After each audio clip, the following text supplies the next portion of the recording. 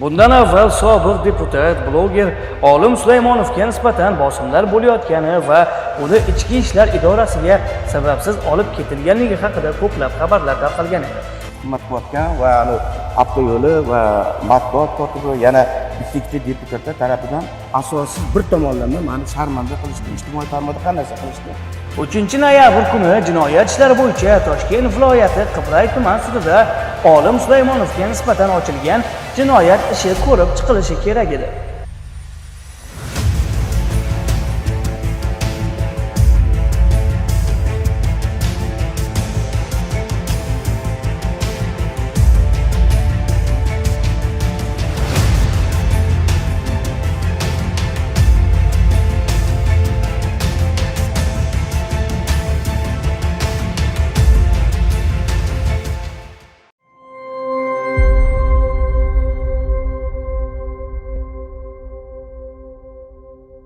Assalomu alaykum hurmatli kuzatuvchilar. Bundan avval sobiq deputat, bloger Olim Sulaymonovga nisbatan bosimlar bo'layotgani va uni ichki ishlar idorasiga sababsiz olib ketilganligi haqida ko'plab xabarlar tarqalgan edi.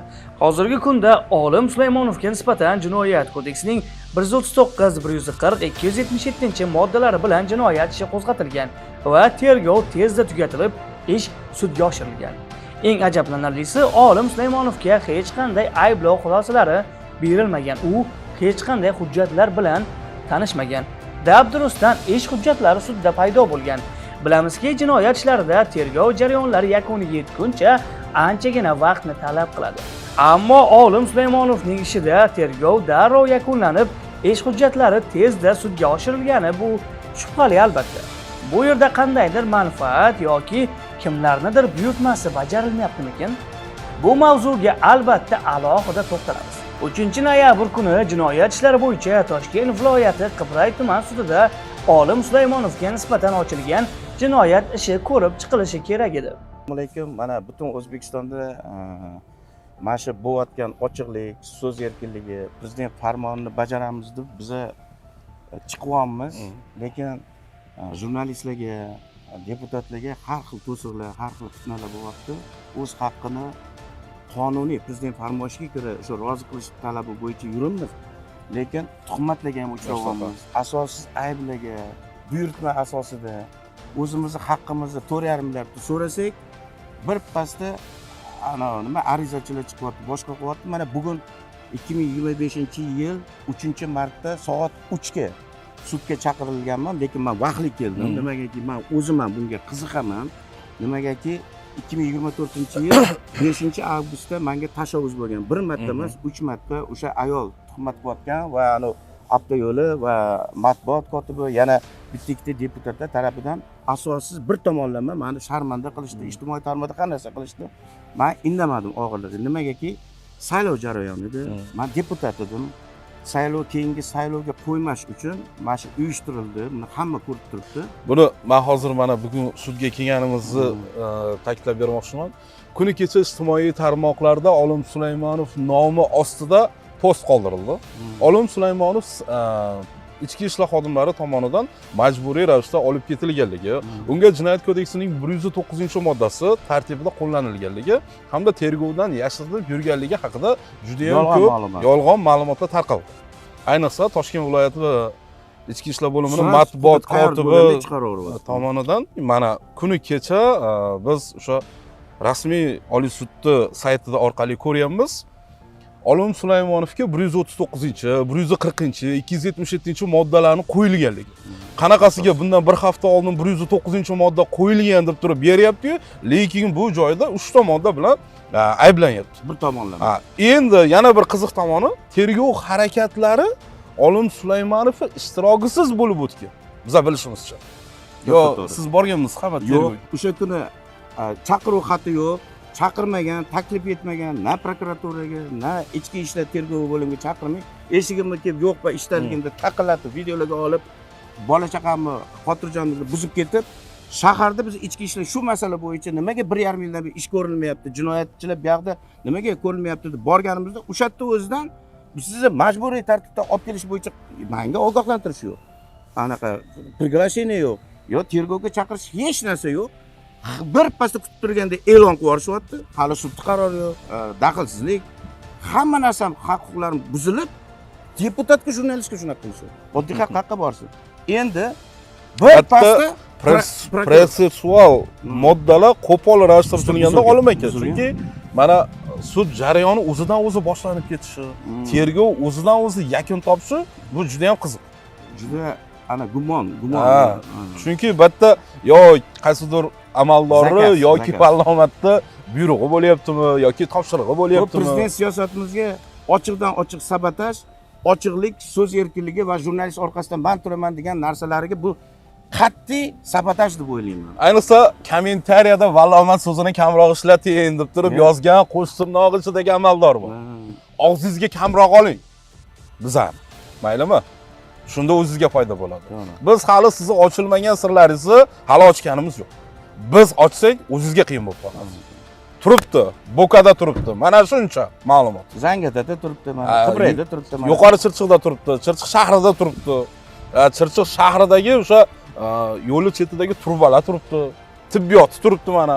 Gapiramiz desak gap ko'p, lekin biz gapirmay turibmiz. Ayrim viloyat hokimlari oyog'i har qatdan uzilgan, xalqi dardi bilan, o'sha dardni ko'targan jurnalistlar bilan hamkorligida ishlaydigan viloyat hokimlari bor. Lekin shuni finansi ham, pulni ham, fitnani ham uyushtirib, ichki ishlarni prokuratura sudda yomon ko'rsatadi. Viloyat hokimlari bor. Buni ham ochiq gapiraylik. Oyog'i yerdan uzilgan viloyat hokimlari. Men o'zimni 4,5 milliardni so'rasam, bir pasda anu arizachilar chiqib qoladi, bir pasda deputatchilar. Men tadbirkor 3,5 milliondan beri pulni ola olmayapti. Yo'q, men bitta narsada mana shu 4,5 milliard haqida bitta so'z fikrim bor. Agar davlatdan siz ozgina qarz bo'lib qoling, bo'g'ib oladi, uyimga kelib oladi. Yotib olib olishadi.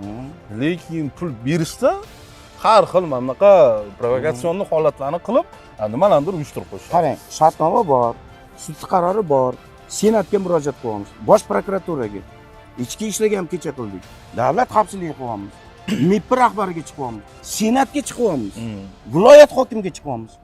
Lom etmaydi. Kecha ijtimoiy tarmoqda Zoya Torish aytayotdilar. Hamma tadbirkorlar uchun eshik ochiq, soliq bo'yicha, qarzdorlik bo'yicha men tadbirkorlarni qo'llab-quvvatlayman, har kuni eshigim ochiq deydi.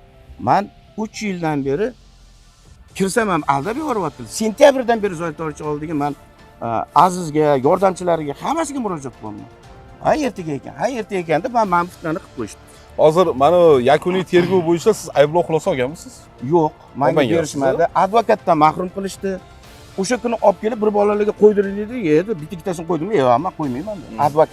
Advokat deydi, sizga deydi davlat. Yo'q, men bunga ishonmayman. Bu telefon o'ynab o'tiribdi, bu zakazni bulardan o'tganmiz dedi. Dejurniy advokat. Meni o'zimni advokatimni olishga, himoya orden qilishga, o'zimni haq-huquqimni himoya qilishga va majburiy sizlarni bu narsaga qo'yganlaringman, men hech narsaga anaqa qilmayman dedim. Meni haq-huquqim qatdan buzilgan. Birinchidan uyimga anaqa chaqiruv xati kelmagan. Ayblov ular bir tomonlama qilgan ayblov anaqalar xulosalari advokatim yo menga serko'plik bermagan. Bir kun ichida chaqirib yana tergov davom etadi. Siz ham o'zingiz vajlaringizni olib keling deb, meni vajlarimni advokatimni kutmasdan bir pasda prokuraturachi bir pasda Qibray anaqasiga chiqaryapti. Lekin go'yoki 2024-yil 5-avgustda men jabrlanuvchiman. Mana o'zingiz shunda shug'ullangan. Shimlarimni yirtib, keyingi deputatga qo'ymayman deb, o'sha ayol tuhmat qilgan ayol 4 marta mashhur sudlangan. 4 marta boltalar ko'tarib, tashavvuzlar qilib, qatta ko'rsa Olim Sulaymonov 1 yildan beri bormayapti dedi. Даже ishxonadan bo'shatib yuborishdi meni asos. O'sha Dushanbeda. O'sha kuni shu uyushtirilib, mana kameralar ko'taringlar deb 2024-5-avgustda berganman. Haligacha jinoyatchi ochilmagan.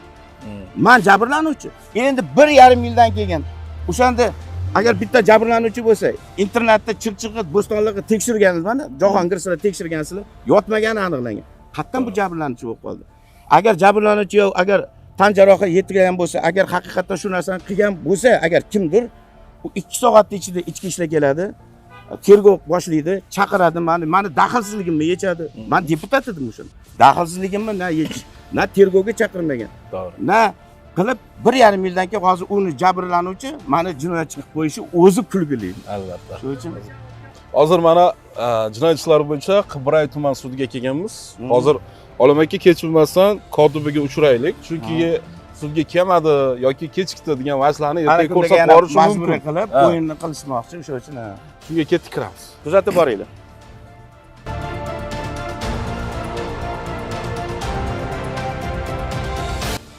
Assalomu alaykum. Hormang aka. Charchamayapsizmi? Assalomu alaykum. Yaxshimisizlar? Yaxshi. Assalomu alaykum. Qani yaxshimisizlar, tuzingmisizlar? O'zi jabrlanuvchi edim, bir yandan ish ko'rmay, menga teskarisiga qilishdi. O'shanga biza aniqlik kiritishga, advokat olishga, o'zimni huquqimdan boshlab. Aka, ismim Jahongir, familiya Mamadjonov, Aspekt 24 axborot agentligiga rahbarman. Xo'p, bizaga Chorshiyev chora. Chorshanbeyev shogird. Ha, ashqishini kotiblarini chaqirib berasiz. Faqat mumkin emas video zapasman ko'ryapsizlar. Mayli, bunga. Xo'p, yo'q, to'xtang. Siz bilan nizoga kelmadi. Qaysi qonunga asosan aka? Yo'q, bizani Qarang, sizni bu topshirig'ingiz, ichki nizomingiz, bunga siz bo'ysunasiz aka. Oliy sud plenumining qarori bor. Faqat sud zalida raislik ruxsati Bersa. bilan video tasvirga Ha, lekin olinadi. bu yerda Lekin bo'ldi. bu joyda Konstitutsiyaning 81-moddasi ham bor. Bu ochiq aka. Biza faktlar Siz bilan tortishmoqchi emasman. Vaqtida oldik. O'shanga agar qonuniy talab bo'lsa, qonuniy qo'ysangiz men bajaraman. 24 Biza agar sudda ichida sud ketayotganda bizani iltimosnomamizga ochiq olishga Agar ruxsat bersalar, iltimosnomaga rad ko'rsatamiz. qilinsa, olinmaydi Olinmaydi. ichkarida. Lekin batlar aka ochiq hammasi. Siz xizmat olib boryapsiz. Biza hech qachon ichki ishlarga yo sizlar manaqa biza nizoga ketmaganmiz. Lekin bu yerda meni taqdirim, oilam haqida tuhmat bo'lyapti Hozir bir tomonlama. kelmadi deyish ham mumkin bu kishini. Biza faktlar olamiz. Chunki ko'p bo'lyapti. 1,5 yil oldin bu kishi jabrlanuvchi bo'lgan, 1,5 yildan keyin jinoyatchiga aylanib qoldi. Bu anaqa biza vaqtliroq ham keldik, ichga deb. Nima deysiz aka? Yo, bular ishlatilgan, mayli. Ha. Bu yo'riqnomada. Ha. Xo'p, Ichkarida. yo'q. Ularga bular bo'ysunadi-da aka. Qonunchilikda men faqatgina adliya vazirini prezident qaroriga bo'ysunaman. Men ichki tartib qonunga bularni o'zi bo'ysunadi aka.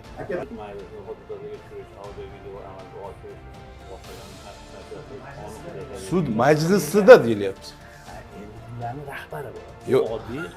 Yo'q, men bularga e'tirozim yo'q aka. Faqatgina yo'q, gap eshitsa ham, mana prezident nima deyaptilar? Prezident demokratik davlat tuzishga harakat qilyapti. Demokratik davlatda har bir so'z erkinligi mavjud bo'ladi. Qonun ustuvor bo'ladi. Misol noqonuniy narsani talab qilsak, bajaramiz. Assalomu alaykum. Aka, yaxshimisiz? Biz kutgan odam shumi? Sulaymonov, olim. Keldim. O'sha huquqbuzar bo'lib turib, ishda qatnashyapti. Sudlanuvchi soat 3 ga sud belgilangan. Vaholanki kelmadi, boshqa qilmadi degan vajlar bo'lib qolmasligi uchun biz sizni chaqirib, shu ko'rishib, gaplashib qo'yapmiz aka. Bo'ldi aka. Aspekt 24 jamoasi sud majlisida ishtirok etib, sudni xolis yoritish maqsadida jinoyat ishlari bo'yicha Qibray tuman sudiga bordik. Sud majlisi boshlangunga qadar Olim Sulaymonov bilan suhbatlashdik. Olim Sulaymonov hamda uning advokati hali hujjatlar bilan tanishmagani, holatni to'liq o'rganmaganini aytib, hujjatlar bilan tanishib chiqqunga qadar sudni boshqa kunga qoldirish bo'yicha sudga iltimosnoma kiritildi va bu iltimosnoma qanoatlantirilib, sud 7-noyabr, ya'ni juma kunga qoldirildi. Keyingi sud majlisida ishtirok etib, sud jarayonlarini ijtimoiy tarmoqdagi Aspekt 24 rasmiy YouTube kanalimizda yoritib boramiz. Bizni kuzatishda davom eting. Salomat bo'ling.